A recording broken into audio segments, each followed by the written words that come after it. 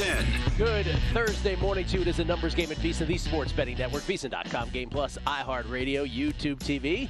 All from Bar Canada at the D. It's a numbers game. Gill Alexander, Kelly Bidlin, producer number 9. So much more than a producer.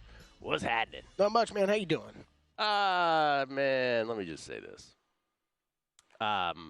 Royals bet not looking too good after last night. That's the first thing. We'll get into that here momentarily. I do want to say, of course, it's Thursday. You know what that means. Crackman, unscripted with the Crackman, Bill Krackomberger. By the way, he does not deserve enough credit. He does not deserve enough credit. That's not what I meant to say. He doesn't get enough credit, is what I meant to say. He doesn't get enough credit for showing up every Thursday, excited and ready to go. It doesn't matter what time of year. Yeah, I think we pay him just enough. Whatever we're paying him, it is, you're right, appropriate. Low. Okay, so we have Crackman coming up. Also, Sweet Lou Finicaro, Gamble Lou, UFC 304, baby. You excited? Big weekend. Yeah, actually, this is a great fight card, actually. Yeah. Will you bet on this, by the way? Yeah, I probably will. I think so, too. You know me. I'm in and out of UFC. I think we've successfully dragged you in a little bit more over the past couple years. Well, I think I did what most casuals did, which is, hey, it's the pandemic. It's the only thing on. Let's start betting UFC. Exactly, yeah. So I get, you know what, I probably don't watch it or bet it as much as I used to, say 5, 6, 7 years ago. But these kind of cards, these are can't miss ones for me. But you're not, you're tailing, right? I'm completely tailing. So what if, we have Jordan on tomorrow too, probably? So what if Lou and Jordan cross? Oh, yeah, it's usually a bet for me. Those two match on something. If they match, but what if they're different? They just cross it off, move on. So obviously, duh. I don't when you're tailing people you respect like that. I respect them both. Yes. That if they are head to head, that's what I'm saying. Then it's an easy. Okay, I'm not even playing it. I would agree. By the way, what's going on here? I should button this. It's a button. This is a button moment. Boop, boop, boop. All right. Okay. See, now that looks too high though on the button, right? Okay. Yes, it does. You had it right the first time. I think I did. Okay. Button height is the underrated part of when a guy you think is trying to show his chest or not. He's not. The button is in a different spot. It's always back to Seinfeld. He nailed it. That is the opening. Did he do that? Did he do that bit? It's the bit in the it's the first episode ever and the last episode. Oh, they bring it up. Yeah. Oh, that's good knowledge. Remember, they're in the jail cell or something in the last episode. Horrible finale. Yeah, they bring it up. It's the second button height on button-down shirts. You can never get it right. All I remember from the finale is that Elaine got into Tufts. It was her safety school. That's all I remember from that. And, of course, we will continue with our NFL division by division. Today, sadly, and I mean this with respect to fans of all these teams and for those who have bets, sadly it is the NFC South, which is honestly the most comical division in all of football. But we will get into it. And, again, it's football preview guide season. VSiN has our own out, VSiN.com/guide. The fellas did a great job with it. Adam Burke, Zach Cohen, Matt Humans, everybody, Wes Reynolds, everybody who wrote for it. It was fantastic. We had Cleve on talking about his preview guide. Warren Sharp will be here in a couple weeks. Aaron Schatz, this is his weekend, so I am just full on into the FTN Almanac. Aaron Schatz's 2024 FTN Almanac. And so it's NFC South week, and God, I can't get that time back. I got to give a shout-out, too, to the Deep Dive boys. They're doing incredible work. They are doing team-by-team previews of minimum an hour-long pod on every single team. That is truly the deep dive. Yes, I have been working my way through some of them. I thought a very, very great conversation between Drew and Andy on the Philadelphia Eagles on their latest one today. Because Drew likes the Eagles, right? No, he's a little bit down on them. I'm with him. Yeah, down compared to others, right? Yeah, which I would describe you as well. And then I think Andy felt very much like me, where you're trying.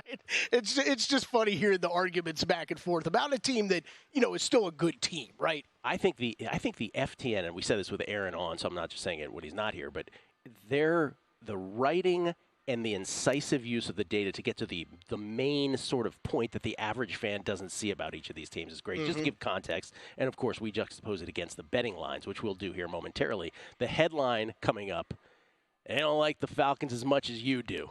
That's probably it. They got the Falcons defense number 32. So let your head explode, as he told us earlier this week.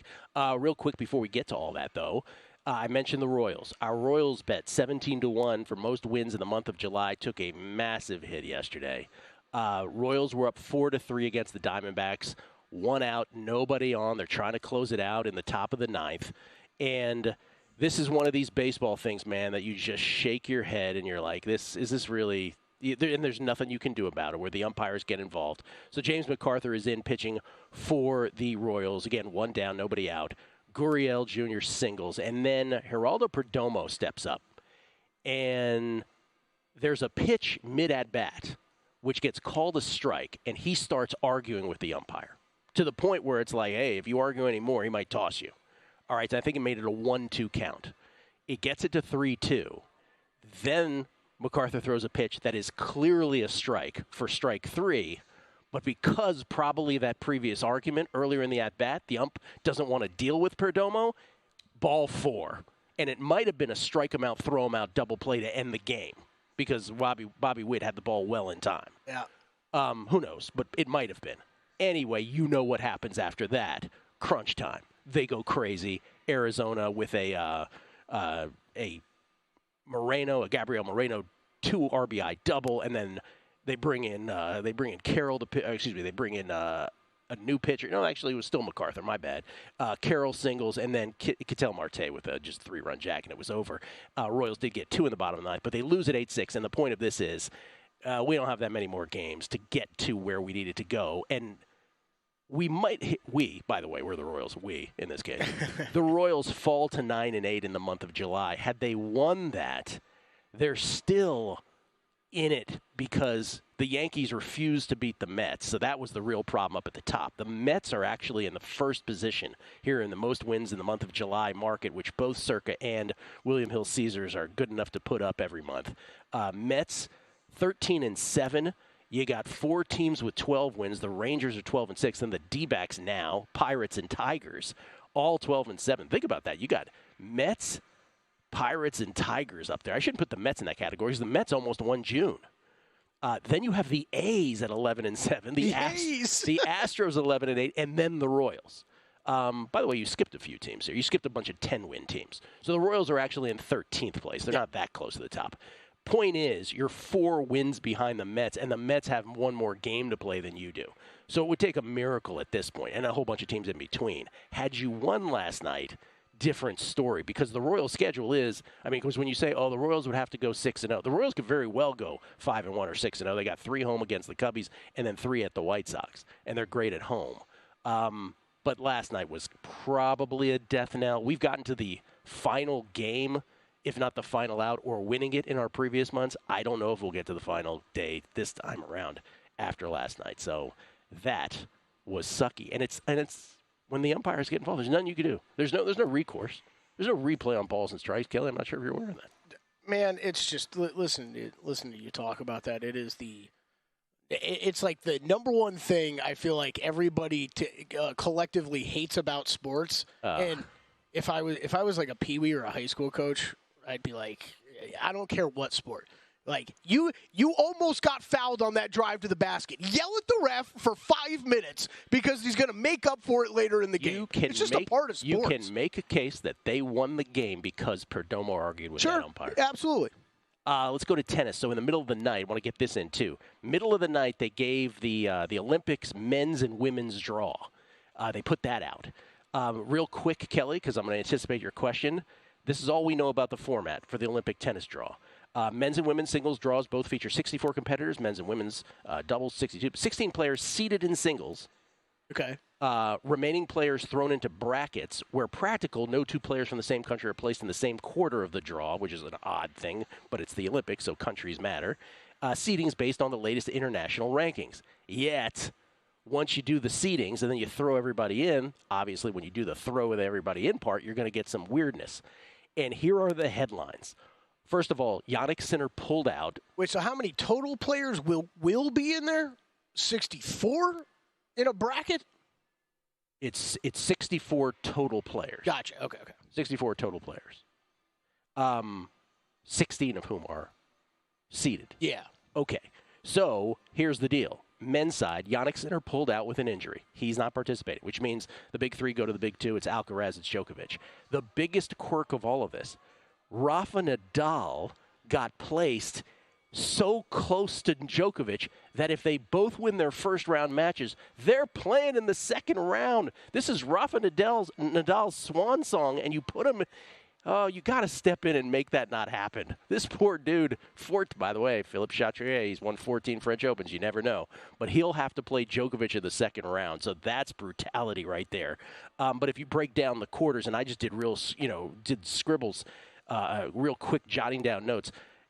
Djokovic still the favorite in that quarter. Obviously, Nadal would be the quirky one, but man, he could be out soon.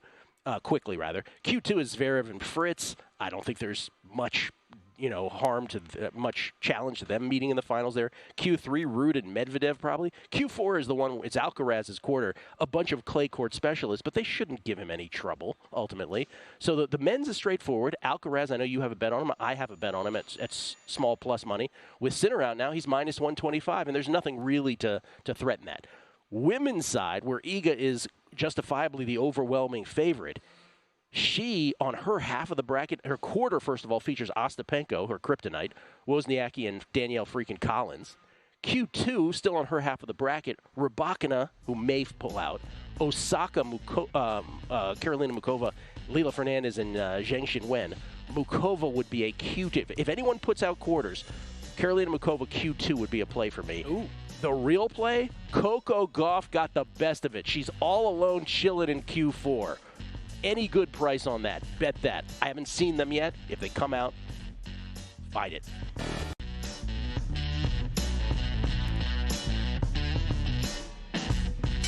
A numbers game on VSiN, the sports betting network. The VSiN NFL betting guide is out now, and our all-new college football guide drops August 1st, 6 days from now. Only VSiN Pro subscribers get all the tools to prep for the college and NFL seasons. Our experts provide profiles of every team with advanced stats, trends, and power ratings, plus best bets on futures and season win totals. Sign up before the end of July and receive both guides and full VSiN Pro access to our daily pro picks, 24/7 video, and exclusive data like our betting splits, all the way through the Super Bowl for an early bird discount price of just $175. The football special discount price expires on July 31st, so don't wait.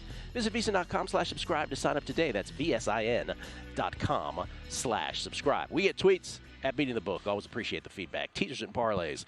Gill, are we in the territory of making a brain-dead parlay with Carlos and Iga at the Olympics on Monday? Parlay would pay around plus 425 this morning, around plus 150 to plus 170. Even with Iga's tough draw, it seems like a bet. And yeah, let me just close that thought again on the women's side. Iga is, this is, again, she's won 4 French Open. She's 23 years old, for God's sakes. But they didn't do her any favors. Ostapenko, Wozniacki, Collins in her quarter on her half. Rybakina, if she plays, she might not. Osaka, remember, gave her the one just scary match at the French Open, Osaka. Karolina Mukova would be my Q2 play whenever you see that, if you see that. Lila and Zheng Xinwen. Q3 is Pegula Svitolina Krejcikova, Haddad Maia, Mira Andreeva, Jasmine Paolini, who, remember, Iga beat in the finals of the French Open. And then Q4 is just Coco living by herself. Coco got the most ridiculous best of this.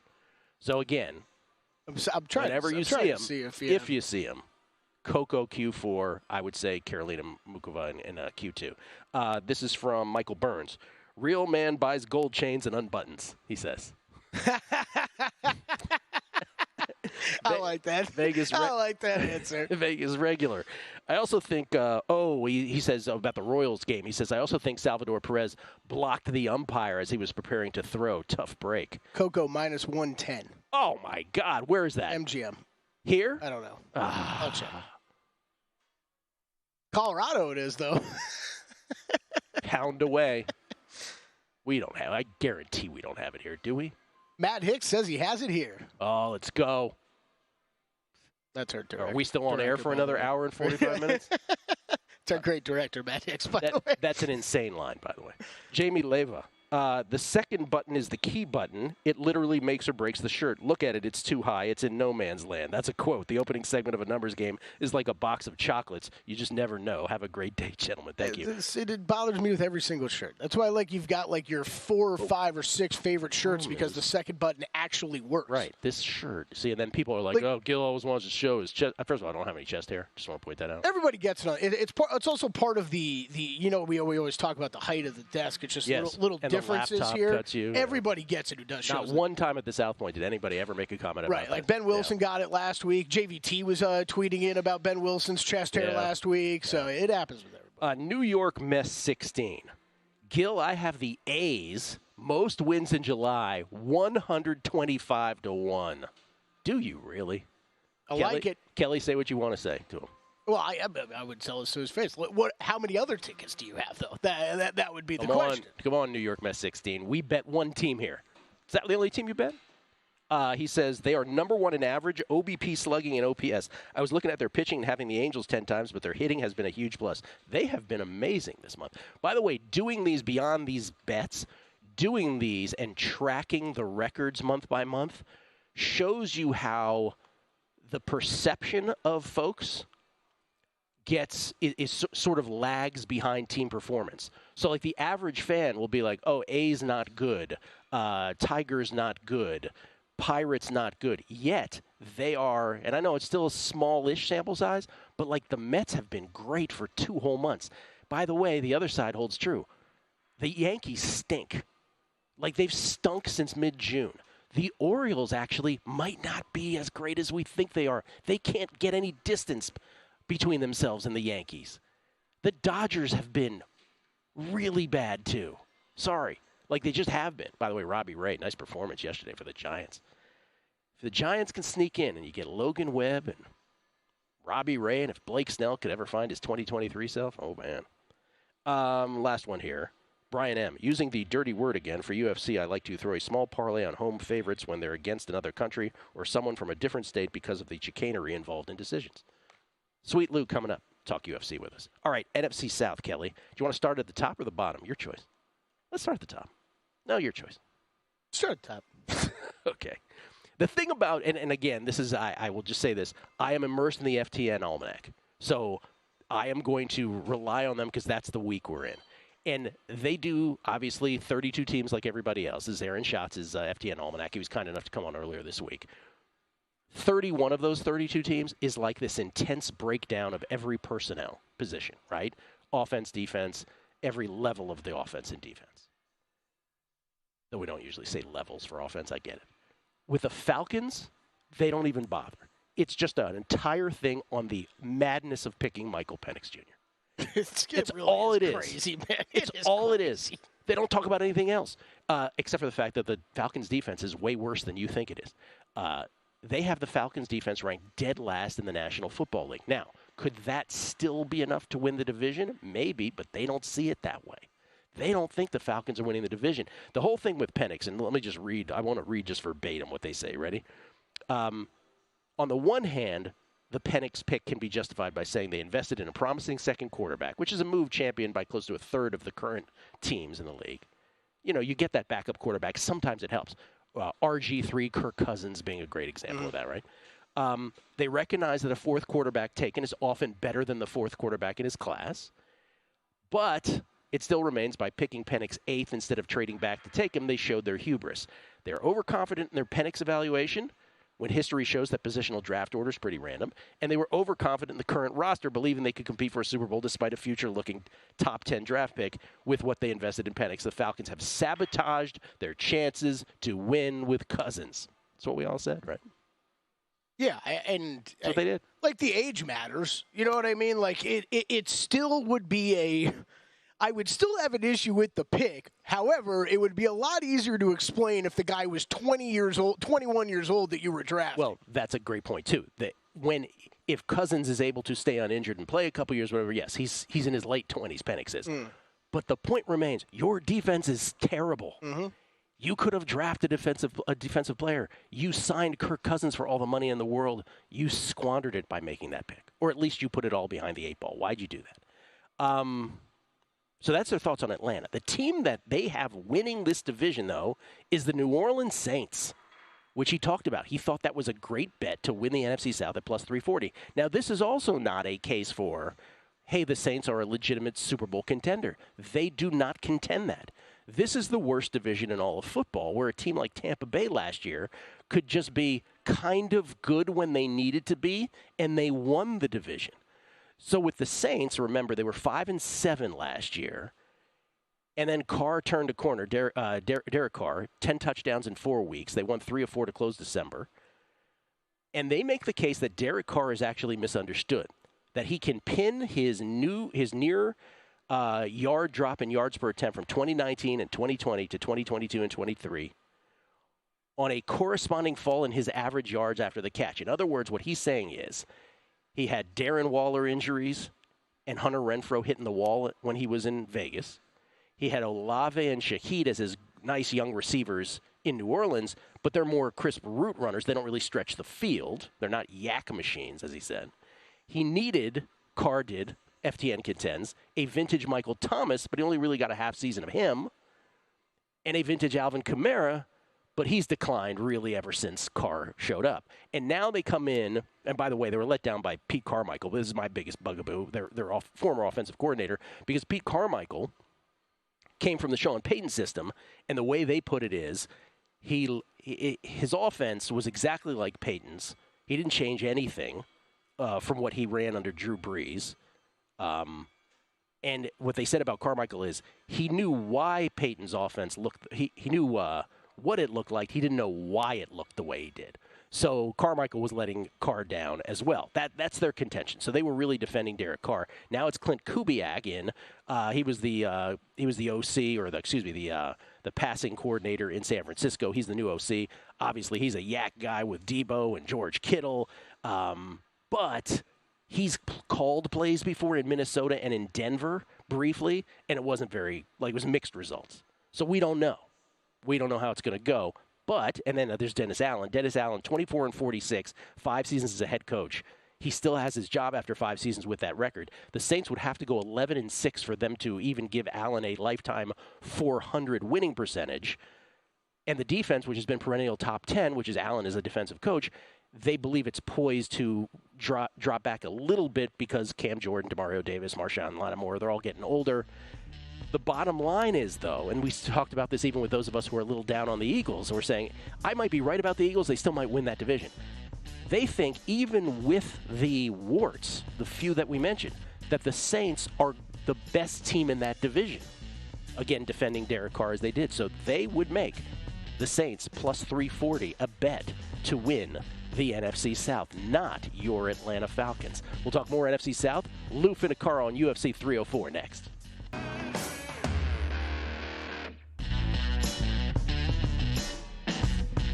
A numbers game on VSiN, the sports betting network. Back on a numbers game, live from Park Canada here at the D, the lovely D, majestic downtown Las Vegas. Don't let anybody tell you any differently. It's Gill Alexander. It's Kelly Bidlin.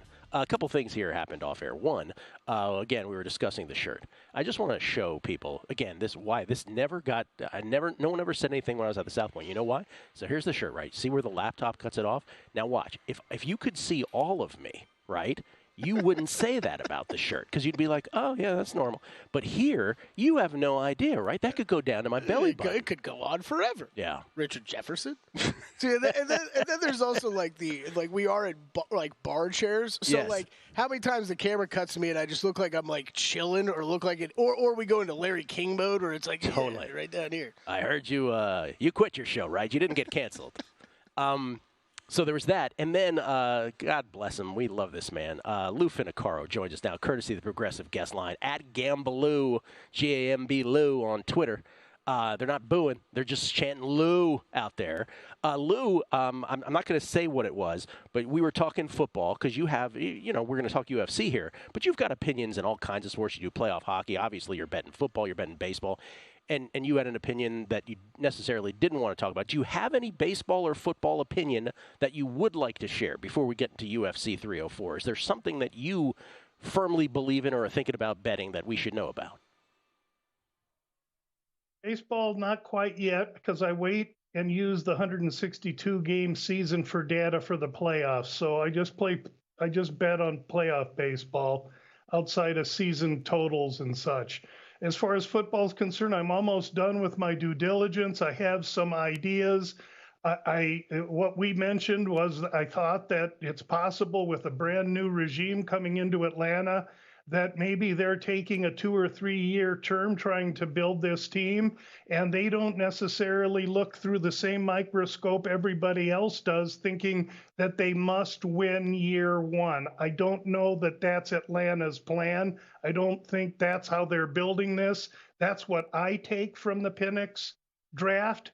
But in the UFC right now, I'm running about 48%, which is profitable, which means I'm missing 52% of my picks, and this one could be one of those 52. I like what you did. You gave a football opinion that you didn't want to talk about, and you quickly transitioned to UFC. I took the cue. All right, UFC 304 is why Lou is here. By the way, I hope Atlanta feels that way about what they did, because otherwise I don't know what they're thinking. I don't think it's correct, but we can respectfully I need them to disagree. win now.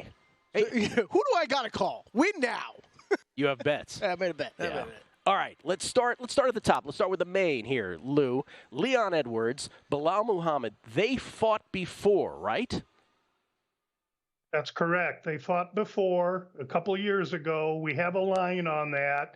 At close, Leon was minus 280.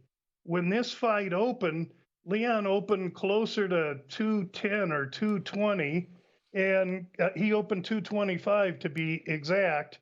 And why would he, after painting Bilal Muhammad's fence in the first fight, why would that opening number come a little bit lower? That's a little intriguing. Both fighters are undefeated since. Both fighters have looked awesome since. Both fighters have earned their way into this fight, even though I don't think Leon really wanted to give Bilal the chance. Leon's younger. He's taller. He's longer. He's gotten confidence from the championship. However, I can't get out of my mind the 5th round against Usman and Leon's coach screaming at him, pleading with him to get busy and get with it. Now, he did land the kick to Usman that changed history. But shy of that kick, where are we now? I think I've been on Leon Edwards for many, many fights. I like him. My heart likes him. I want to like him in this fight, but something's holding me back. And what's holding me back is the fact that Bilal Muhammad has one way to win this fight. He's not going to outstrike Leon. He could out-wrestle him. But what he can do is try and make him quit or succumb. Bilal Muhammad's single point of focus in this fight will be to attack Leon Edwards like a blitzing linebacker and force him to defend for 25 minutes. And hopefully sometime before the 25th minute, Leon will gas and Bilal can find a way into winning the fight via finish or finding a way to get his hand raised via decision, which I think is going to be close to impossible in England, where Edwards is from. I like Bilal Muhammad in this fight. I like his price. I like how he comes into this.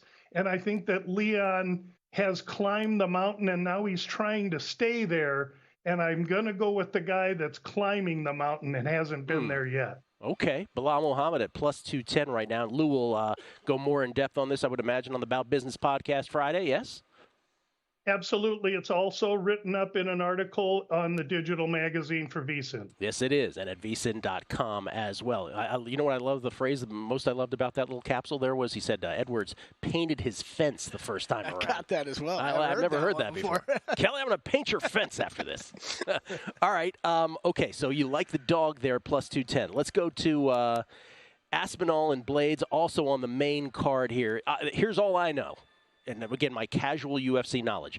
Blades is the dude who has no chin, right? Blades is one area of improvement, and unfortunately in the fight game, Gill, you're dead right.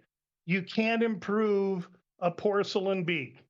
And if he gets flushed on the face, he goes. And in his 4 UFC defeats or so, He's fought big, structured, powerful power strikers that have caught him and put him out. What's Aspinall? He's a big, fast, quick, explosive, precise power striker. And so clearly Aspinall's going to try and find a way to touch Blades. Blades must find a way to eliminate that or take that away from Aspinall. So he's going to have to do his best to slow dance at the high school prom with Tom Aspinall. He's going to have to get in close, get his arms around him, press him against the fence, try and take him down. And if he can get this fight to the ground and be on top, then Curtis Blades has a great opportunity in this fight. When this fight, also a rematch, Gill, was lined the first time, it was opened as a pick. Wow. Aspinall closed minus 140. And Blades has improved since the first fight. Aspinall has surely improved as well, but he's come off that knee injury. So this line, looking at it right now, Blades plus 300. I think you'd be crazy not to take a stab at Blades. Fortunately, we were active on this opening line when it was Aspinall open in this fight, 210. So we caught Aspinall way closer to 210 than we did the minus 380. And so I got to speak out of both sides of my mouth. Our bet is on Aspinall, but if you're looking at this price right now, you got to bet Blades, in my opinion, and hope for the best. And to bet on a heavyweight with a glass jaw in the UFC against a skilled, quick, fast Aspinall, who I think could be the champion for a long time, is a dubious proposition. So just clarifying, the bet then is? The bet would be, for me, if you're looking for value, you take Blades at 300. There's no bet for me. If I were to bet this fight if I were to bet this fight now, I'd be forced to have to look at Blades, and I don't want to do that. You don't want to do that with a, quote, porcelain beak, unquote, necessarily. That's correct. Kelly, do not paint my fence with my porcelain beak. It's another good one. It's another good one I hadn't heard. All right, Lou, you like one on the prelim. This is the proverbial must-win situation between Modestas Bukauskas and Marcin Prachnio. What do you got here? Couple of guys on the edge of their UFC careers, both highly motivated. Bukauskas primarily a stand-up striker, but not a lot of volume, throws some kicks. Prachnio, there's two snapshots of Prachnio. When he first got into the UFC, and he was a punching bag and very unskilled, but since then he's improved. His volume is good, he's got good power, and he's won 2 of his last 4, and the 2 losses were against really solid competition. I think this is a really good opportunity for Prachnio as a plus 130 underdog to go in there, more than likely a decision. This is going to be a fight where Prachnio is going to outland Bukauskas 2-1, and I think this will be an easy decision. I don't want to say it like that. I think this could be an efficient decision for Prachnio. Okay, I like it. All right, so dogs in both the main event and here with Prachnio as well. Gamblou, G-A-M-B Lou is where you can find L-O-U, of course, is where you can find Lou on Twitter. The About Business podcast drops every Friday, VSiN contributor. And I just want to say on the way out, Lou, because Kelly and I have talked about this off air, that you are the consummate gentleman in an arena handicapping where people like to snipe at each other for whatever reason. You are always a gentleman. If Jordan is on, you're retweeting his appearances, and we notice that kind of thing, and we just love you for that, man. Thanks so much. Jordan's on my team with Dave Ross and the rest of the guys from First Strike that we hope to rekindle soon enough. There you go. Lou, getting it in. Thank you, Lou. Appreciate it. We'll come back. More NFC South on the other side.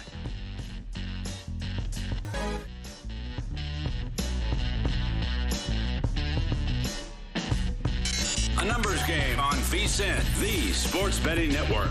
Back on a numbers game, live from Bar Canada at the D, the Shield at the D. We're on the second floor corner. Funny smells coming through the air right now. It's a little lotion. Mm-hmm. Yeah, we don't know where it's coming from. Nope. Look at that. Look at that table. Look at that shield. There's Kelly Bidlin on the left, everybody. By the way, New York Mets 16, Scott. He did show his ticket. He actually has the A's at 200-1 for most wins. 200 to 1. I kind of like it. So he did the A's and the Angels. And he said because they play each other 10 times during the month. Not a bad strategy. Yeah, not a bad strategy. I like it. Just to, again, update, the Oakland A's trailing right now by, let me see, because you have the Mets right now in the catbird seat with an extra game to play at 13-7. 13-7, very sort of parity-filled month of baseball. They're 13-7. The A's are 2 back at 11-7. But the Mets have 7 games left. The A's have 6 games left. There's 4 teams in between them. There's a shot. 200 to 1, man. Like your ticket. Better than the Royals right now, that's for sure. All right, back to the NFC South. So, again, I don't know if you wanted to chime in on anything we've done so far, but the headline so far, FTN Almanac, Aaron Schatz' FTN Almanac, they don't like the Falcons. They don't like the Falcons to finish second either. They like the Saints first and the Buccaneers second, then the Falcons. Which is, again, Falcons are lined at 9.5 wins. They're minus 120 in the betting market to win the NFC South. The Buccaneers and Saints are both at 7.5 wins season win totals, plus 320, plus 340, respectively, at DraftKings, Bucks, and Saints. Yeah, I think with the Saints, I think they got major concerns on the offensive line. I do expect the defense to be a little worse. I think that I love guys like I don't think Kamara's over the hill yet. I think Chris Olave is awesome. I think he's going to be awesome. I just think how much of a change in coordinators is going to change what we saw last year with that offense that I thought was really stale and boring. Yeah. That's his my big point. question. That was his point, too, right? They're super boring. The Yeah. Saints are good, but super boring, and they defend Derek Carr. I will say, when we talked about this yesterday with like the Ravens and the Lions about how I think the Saints are pretty locked into. It's hard for me to see them having lower than 6 wins. It's also hard for me to see them having more than 10. The point of all of these teams, and let's throw the Panthers for last, but we'll get to them, because the Panther stuff, we had no idea. We knew, but we had no idea. Right. The point of all this is these teams are all good enough to win the division. None of them are good enough to win the Super Bowl, right? Which is not a shocking headline to anybody. I think I'll agree with that. I bet the Falcons small to win the division. I do have them kind of circled to look in season because they do start off. I think Eagles and Kansas City, they get relatively early. But that schedule is. I mean, they have it's by far the easiest schedule in the NFL, and I think that matters. Who's the Falcons? I mean, Kansas City, Philly, Dallas, you're talking about, but then it's Washington, Denver, Las Vegas, the Giants, and the whole rest of the NFC South, and I just expect them to beat up on a bad division. Here's the capsule on the Buccaneers. Remember, the Buccaneers are the defending NFC South champs, and let's remember how they won this. They won this coming into a year where they're like, all right, let's pay the piper for all the Tom Brady stuff, right? And they're not expecting to win the division. They replaced 8 starters from week 1 of 2022, 6 of them on offense. They started the year with $81.5 million in dead cap space. They could have voided years. They could have converted salaries into guarantees. Instead, they decided, we're taking our medicine. And they still won the division. They started 4-7. They rattled off 5 wins in their last 6 games. To have a winning record and win the NFC South. From December onwards, Tampa Bay ranks 17th in DVOA on offense, 7th in defense. Yeah, those numbers are okay. Good enough to win this division. They found a couple. Right. They found a couple of things they did well. They stayed on the field on third downs. They didn't throw interceptions. Baker didn't, and they kept opposing teams out of the end zone. Football can be really simple if you're competing against 3 other teams in your division that aren't good at all. So basically, they did just enough on the margins to win more than they lost. They wouldn't have won any other division doing that, but they won the South. And again, football, FTN's Almanac has them finishing second behind the Saints with a just below average projected DVOA. Now, here is the thing about the Bucs last year, and you will remember this. They were terrible on first and second down. This is the thing. Dave Canales, right, who's now the Panthers head coach, really really unimaginative. So Tampa Bay, basically 52% of their sets of downs, 52% ended up reaching third downs. Only the Panthers and Giants were worse in that category. So more than any other winning team, for instance, Tampa Bay had the record for that last year. 52% of their sets of downs got to third down. So they kept putting themselves in difficult situations. This is like the Blake Snell of offenses in the NFL. They kept putting themselves in difficult situations, and then Mayfield would bail them out with a bomb to Mike Evans or Chris Godwin, or, Rachaad White would break one all of a sudden. And so they would matriculate the ball down the field. There's their first matriculate of the year. So when Mayfield delivered, they would win. When he didn't, they would lose. It was kind of that simple. But, what do we say in baseball? It's completely unsustainable. So they bring in, so Canales goes now, and you wonder if that will change. But here was the thing about Canales, and this drives the analytics people crazy. And we'll transition to the Panthers from this, as he's now their head coach. But if you've read Aaron Schatz's almanacs for the 20 years that I have since his inception, maybe not 20, but most of those years, Canales says this. This is a quote: "We are efficient in the pass game because we run on first downs." And then he says, "That was and if you've read this, that's the most non-provable thing, right? That it's just that's not how football should be played, and it doesn't bear out the way he's saying it.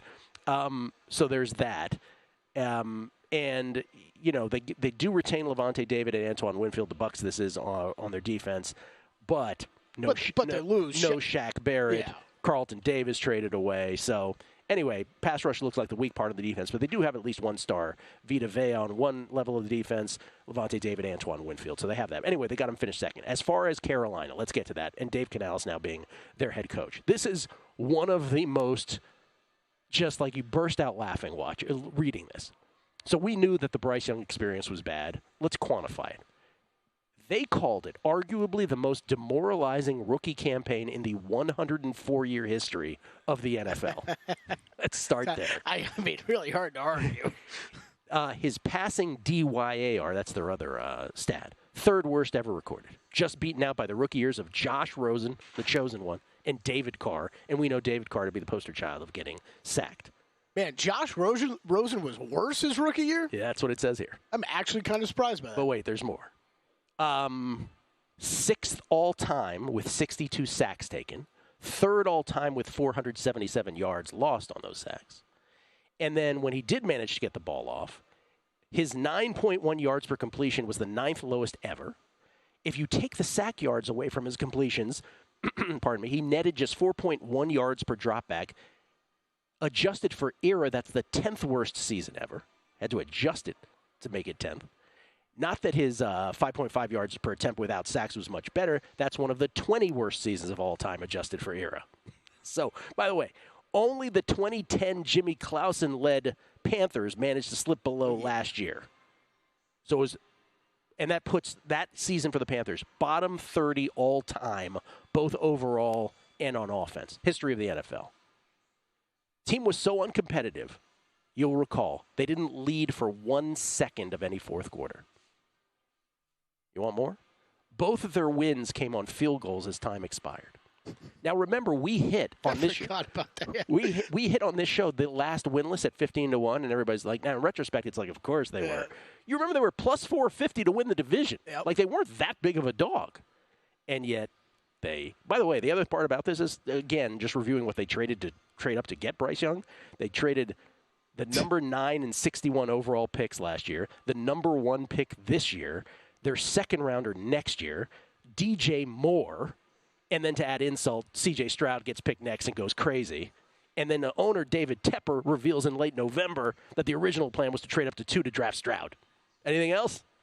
And Dave Tepper's going to go into your place of business and rip down any signs that you have speaking bad against the team or anything like that. And now it's Dave Canales, who, again, yes, did Baker play well under him? He did. Did Geno play well under him? Geno Smith? Yes. And Russell Wilson had the highest DVOA of his career under Canales. But he's super unimaginative. So the Panthers' whole thing is we actually are going to let our defense, our one strength, one modicum of strength go because we're going to surround Bryce Young with everything. They have the highest payroll offensive line in the history of the NFL. They need to know this year, that's it. Is Bryce Young their quarterback of the future? Because you can have a bad first year, right? But they need to know and they're going to give him everything he needs this year with all the protection. And their whole defense is gone, man. Yeah, you're talking 6 new starters on the defensive side of the ball. Ryan Burns, Frankie Louvu, Jeremy Chin, Dante Jackson, Von Bell, they're all gone. Guess what, Gill? I'll say real quick on both those teams because I don't have bets on either. I expect the Panthers to be better, but that's really easy to say when they have 2 wins. And I don't expect the Bucs to be as good. And you still got the Falcons winning the division. Yes. Yep, despite what they said. Okay. There's your NFC South. Bill Krackomberger, unscripted on the other side, exclusively on a numbers game at VSiN, the Sports Betting Network.